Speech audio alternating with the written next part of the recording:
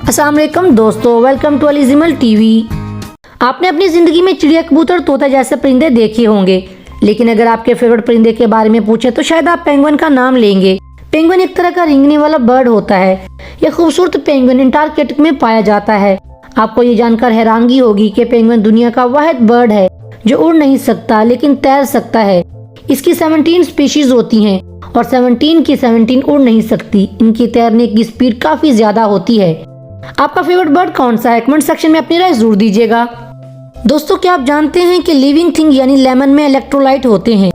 जब किसी भी लेमन में एक ग्रीफ में कॉपर वाइट को लगाने के बाद इसके पैरेलल में जिंक की ग्रीफ को लगाने के बाद इनकी तारों को कुछ इस तरह से वायर से कनेक्ट किया जाता है। इस लेमन में मौजूद एसिड इन मेटल के साथ रिएक्शन करके एक इलेक्ट्रोलाइट सॉल्यूशन के तहत रिएक्ट करना शुरू कर देता है। दोस्तों, ये तो आप सब जानते हैं, जब भी पिरामिड्स का जिक्र होता है तो इंसान के जहन में फौरन एक मुल्क का नाम आ जाता है जो कि इजिप्ट यानी कि मिस्र है।